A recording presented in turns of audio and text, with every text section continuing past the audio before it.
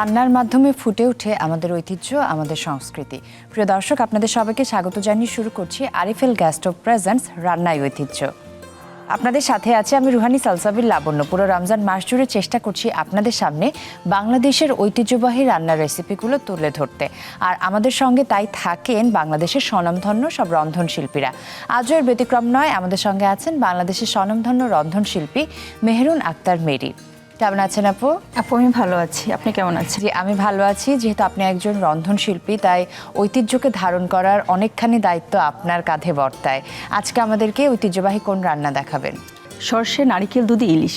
আচ্ছা, যেটাকে আমরা সর্ষে ইলিশ বলি, অনেকে নারিকেল দুধ দিয়ে করে বা পোস্ত দিয়ে নানাভাবে করা যায়। আপনি নারিকেলের দুধ দিয়ে করছেন আজকে স্পেশালি। প্রিয় দর্শক, সর্ষে ইলিশের ইতিহাস যদি দেখি, 19 শতকের বইয়ে সর্ষে ইলিশের নামটি আমরা পেয়েছি। সেই সময়ে জমিদার এবং অভিজাত শ্রেণীর অত্যন্ত জনপ্রিয় একটি খাবার ছিল সর্ষে ইলিশ, আর সর্ষে ইলিশকে বলা হয় বাঙালির আতিথেয়তার প্রতীক। আচ্ছা, আমরা তাহলে শুরু করি। জি আপু, আমার একটি বাটি লাগবে। ওকে। মাছটাকে আগে থেকে আমি কেটে নিয়েছিলাম। প্রথমে আমি মেরিনেট করে নিচ্ছি। সামান্য মরিচ দিয়ে দিচ্ছি, হলুদের গুঁড়াটাও সামান্য দিয়ে দিচ্ছি। নদীমাতৃক দেশ আমাদের, আর কথাতেই আছে মাছে ভাতে বাঙালি। জি আপু, আমি মেরিনেট করে নিচ্ছি। আর মেরিনেশনের কাজটা ভালো হয় হাত দিয়ে। আমি এক পাশে রেখে দিচ্ছি। আমার চুলাটা অন করতে হবে। ওকে, আমি অন করে দিচ্ছি। আপু, আপনি দেখতে পাচ্ছেন যে আজকের রান্নাটা আমরা করব RFL গ্যাস স্টোভে। আর এই যে 8mm tempered glass top panel, যেটা মজবুত এবং দীর্ঘস্থায়ী।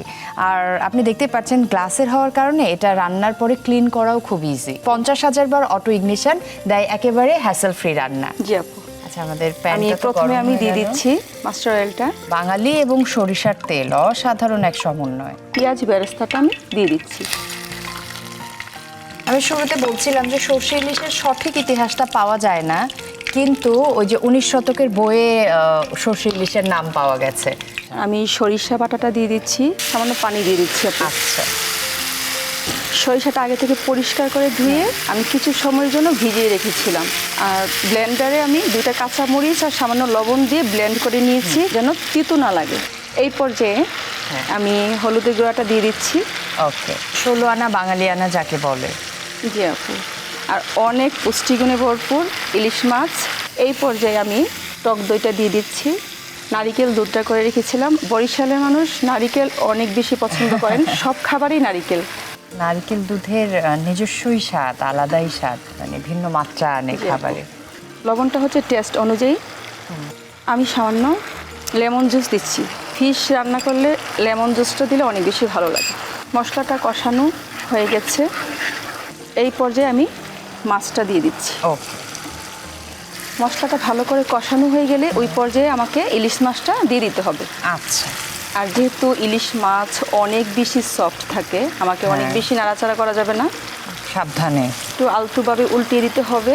হ্যাঁ, তারপর আমাকে ডেকে দিতে হবে। রমজান মাস জুড়ে আমাদের খাবার নিয়ে যেহেতু নানা রকমের আয়োজন থাকে এবং আমরা নানা পদ করে থাকি, তো বিদেশি খাবার তো আমাদের জীবনে অনেক বেশি জায়গা করে নিয়েছে। আমরা অবশ্যই সেই প্র্যাকটিসে থাকবো, কিন্তু নিজের ঐতিহ্যকে ভুলে নয়। ইফতার এবং সেহরিতে অবশ্যই যেন টেবিলে আমাদের ঐতিহ্যবাহী খাবারগুলো থাকে, তাই না? অবশ্যই আপু, আমি ডাকনাটা দিয়ে ডেকে দিচ্ছি। ওকে। RFL গ্যাস স্টোভে 100% ব্রাশ বার্নার থাকায় তাপ ছড়িয়ে পড়ে একেবারে সমানভাবে। ইলিশ মাছ রান্না করতে অনেক বেশি সময়ের প্রয়োজন নেই। 2 থেকে 3 মিনিট কুক করলেই হয়ে যায়। খুবই সহজ রেসিপি। আর ওই যে বললাম না যে একটা বনেদিয়ানা, একটা আভিজাত্য ফুটে ওঠে কিন্তু এই রেসিপিতে, তাই না? এই রেসিপিতে সরিষার তেল আছে, যা আমাদের চুল এবং ত্বকের জন্য অনেক বেশি উপকারী। আমাকে এভাবেই উল্টাতে হবে, কারণ যেহেতু মাছটা অনেক বেশি সফট। আপনি বলেছেন যে বারবার নাড়া যাবে না, উল্টানো যাবে না। আমি একটু সামান্য পানি অ্যাড করে দিচ্ছি। আচ্ছা,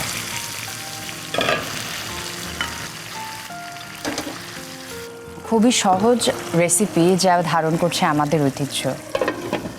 ইলিশ মাছ ছোট বড় সবারই পছন্দের একটা মাছ।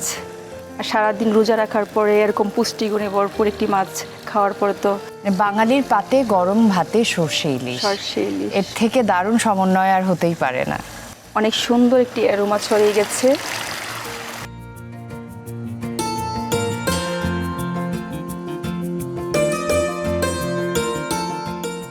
আপু আমার ইলিশ মাছটা রান্না হয়ে গেছে, আমি জাস্ট একটু কাঁচামরিচ দিয়ে নিচ্ছি, একটু কাঁচামরিচ দিয়ে দিব।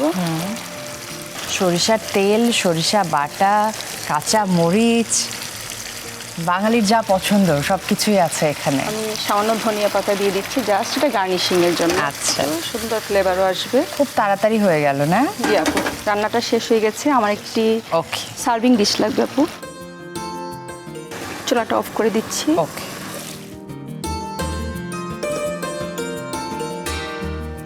সর্ষে ইলিশ থাকবে, ভাত থাকবে না, এটা তো হতেই পারে না। একদম সাদা ভাত।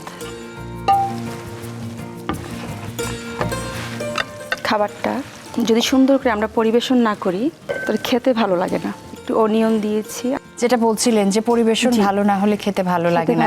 সেহরি এবং ইফতার টেবিল এমন একটা জায়গা যে সারা বছর আমরা ব্যস্ত থাকি, যে যার মতো একসাথে বসে কিন্তু খাওয়া হয় না, কিন্তু সেহরিতে আর ইফতার টেবিলে আমরা সবাই কিন্তু পরিবারের সবাইকে নিয়ে একসাথে বসি, সবাই মিলে একসাথে টেবিলটা সাজাই, বিশেষ করে ইফতারের সময়।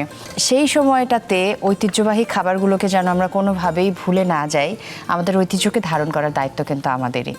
আর আমরা যে আয়োজনটি করেছি, যে আরএফএল গ্যাস স্টোভ রান্নায় ঐতিহ্য, আমাদের প্রচেষ্টা যে নতুন প্রজন্মকে আমাদের শেকড়ের কাছে পৌঁছে দেয়া, তারা যেন শেকড় থেকে দূরে সরে না যায়।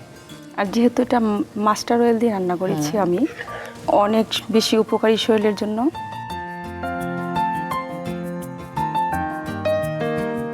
খাবারের সৌন্দর্য হচ্ছে প্লেটিংয়ের মধ্যে।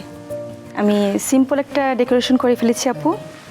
এখানে দুটো প্রবাদ প্রযোজ্য, আগে দর্শনধারী তারপরে গুণবিচারী, ঘ্রাণেই অর্থভোজন। জি আপু, আমার নারিকেল দুধে সরষে ইলিশ তৈরি হয়ে গেছে আপু আপনার জন্য। অনেক ধন্যবাদ আপু, দারুণ রেসিপিটি আপনার কাছ থেকে শিখে নিলাম। প্রিয় দর্শক, তৈরি করে ফেললাম সর্ষে নারিকেল দুধে ইলিশ। আশা করছি এই রেসিপিটি আপনাদের ভালো লেগেছে। তাহলে চলুন আপনাদেরকে আরও একবার দেখিয়ে দিচ্ছি সর্ষে নারিকেল দুধে তৈরি করার প্রস্তুত প্রণালী।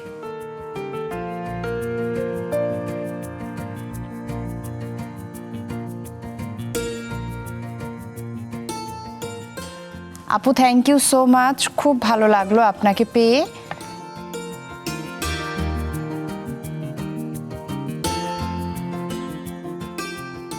আপু আমিও অনেক বেশি খুশি দীপ্ত টিভিতে আসতে পেরে। অসংখ্য ধন্যবাদ আপনাকে, অসংখ্য ধন্যবাদ আরএফএল গ্যাস স্টোভকে এবং দীপ্ত টিভিকে। আপনি খুব ভালো থাকবেন, নিশ্চয়ই আগামীতে আবারও দেখা হবে।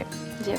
প্রিয় দর্শক, বিদেশি খাবার যত জায়গা করে নিক না কেন, নিজেদের ঐতিহ্য ধারণ করার দায়িত্ব কিন্তু আপনার, আমার, আমাদের সবার, অর্থাৎ আমাদের নিজেদেরই। সবাই খুব ভালো থাকুন। আরএফএল গ্যাস স্টোভ প্রেজেন্টস রান্নায় ঐতিহ্য দেখতে চোখ রাখুন দীপ্ত টিভি এবং দীপ্ত টিভির ডিজিটাল প্ল্যাটফর্মে।